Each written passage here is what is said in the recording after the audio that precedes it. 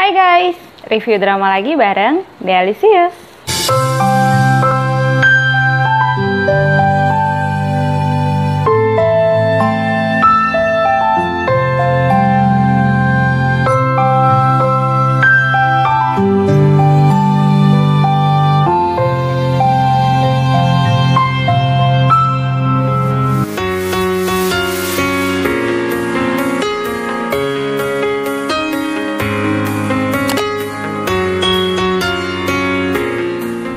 So, kali ini aku akan review drama The King Eternal Monarch, The King 영원의 군주. Diperankan oleh aktor kesayangan sejuta umat, Lee Min Ho sebagai Lee Gun, dan lawan mainnya adalah Kim Go Eun sebagai Jong Tae-ul. Ada juga pemeran pendukung utama Woo Do Hwan sebagai Jo Young atau sebagai Jo Eun Sop. Dan aktor lain Kim Kyung Nam sebagai Kang Sin Jae. Terus ada juga aktris cantik Jong Eun Chae sebagai Ko So Ryung. Dan yang menjadi musuh utama si Lee Gun di drama ini yaitu aktor senior Lee Jong Jin sebagai Lee Rim. Pada tahun 1994, kerajaan Korea mengalami pergolakan hebat, di mana saat itu terjadi pembunuhan raja yang dilakukan oleh saudaranya sendiri yang bernama Lee Rim. Pemberontakan yang dilakukan Lee Rim ini hanya untuk mendapatkan Manpa Sikjok, yaitu seruling dengan kekuatan magic yang merupakan peninggalan dari raja terdahulu. Sebenarnya Lee Gun juga hampir terbunuh di malam itu. Tapi dia berhasil selamat karena adanya seseorang misterius yang tiba-tiba muncul dan menembak semua pengkhianat yang membantu Lee Rim saat itu. Nah terus Lee Rim ini akhirnya berhasil lolos dengan hanya membawa setengah dari Manpa Sikjok yang terbelah. Sedangkan seseorang yang misterius tadi tidak sengaja menjatuhkan tanda pengenal atau lencana polisi yang bertuliskan Jong Tae-ul 11 November 2019. 25 tahun kemudian, pada tahun 2019, Lee Gun sudah tumbuh dewasa dan menjadi raja yang baik hati serta dicintai oleh rakyatnya. Tapi dia masih dihantui oleh rasa penasaran tentang siapa penyelamatnya saat dia masih kecil. Sedangkan di Republik Korea, Jong Tae-ul adalah seorang detektif di divisi kejahatan dan kekerasan. Jadi nyambung kan dengan lencana polisi yang dimiliki sama si Lee Gun tadi. Cuman yang aneh adalah tanggal penerbitan lencana polisi itu tadi. Gimana bisa 2019 ada di tahun 1994. Suatu hari saat Lee Gun berada di tempat pacuan kuda miliknya, dia secara nggak sengaja melihat seseorang dengan jaket kelinci berwarna hitam. Lalu Lee Gun merasa dia harus mengejar orang ini. Dengan menunggangi kuda putihnya, dia berusaha mengejar orang itu tadi sampai dia tiba di sebuah hutan bambu.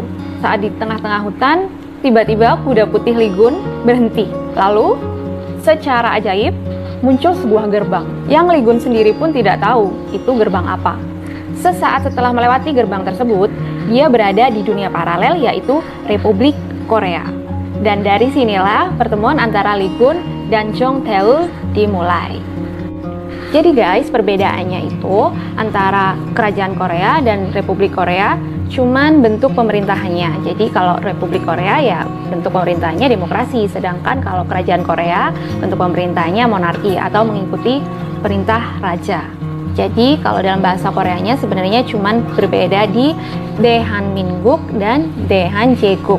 Daehan itu Korea, jadi Minguk itu republik, sedangkan Je국 itu kerajaan. Republik Korea, kerajaan Korea. Daehanminguk, Daehanje국. Gimana bisa dia nanya kayak gitu ke anak kecil itu tadi, padahal yang dia tahu anak itu di Republik Korea, harusnya kan dia juga nggak tahu gitu kalau dia di kerajaan Korea. Aku bingung gitu, ada yang ngerti nggak sih? Nah kali ini aku akan coba ngebahas sedikit teori yang sampai akhir dari cerita drama ini tidak ada dialog yang memberikan penjelasan. Oke, teori pertama soal tanda petir yang muncul di tubuh Lee Gun, Lee Rim, dan beberapa orang lainnya termasuk Perdana Menteri Ko So Ryung. Jadi sepertinya tanda petir ini muncul di tubuh orang-orang yang sudah melewati gerbang dua dunia, dan ditambah lagi dengan terbunuhnya si kembaran di salah satu dunia. Jadi contohnya kayak Lirim, kembarannya dia di Republik Korea, dia yang bunuh. Terus kembarannya Lee-gun di Republik Korea juga dibunuh Lirim. Begitupun dengan beberapa orang lainnya.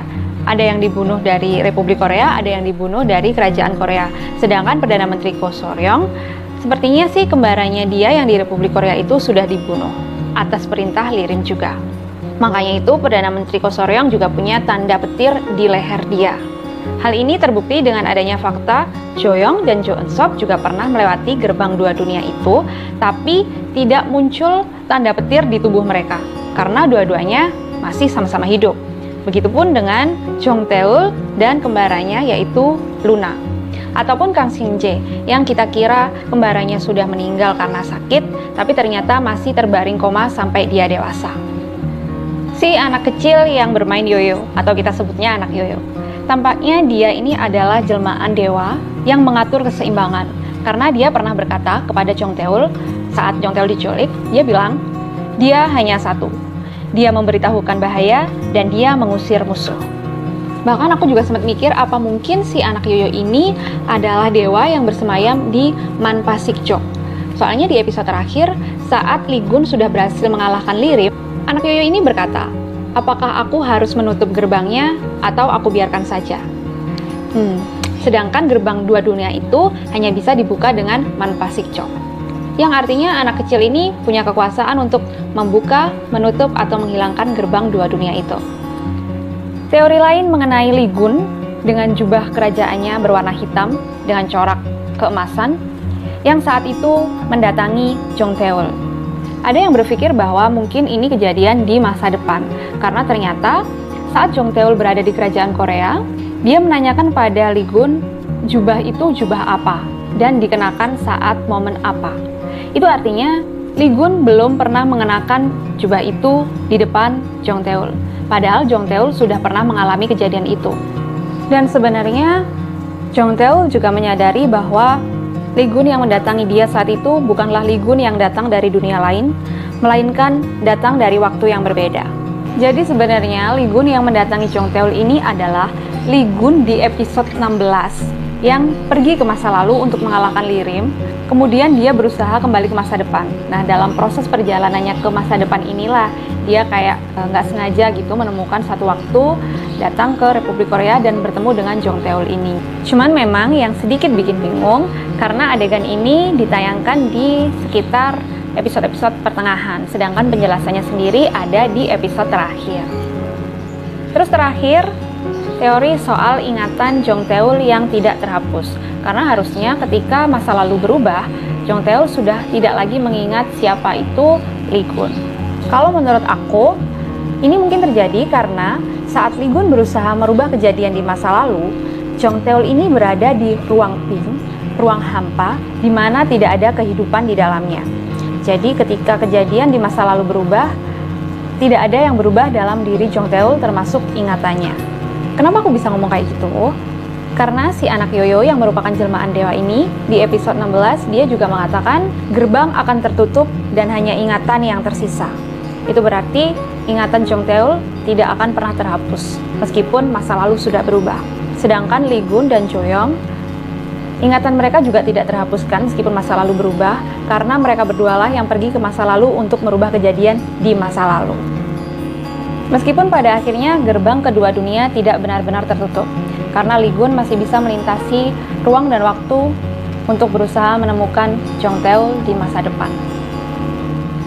Well, jadi ya guys, drama The King Eternal Monarch ini memang bukan drama sederhana.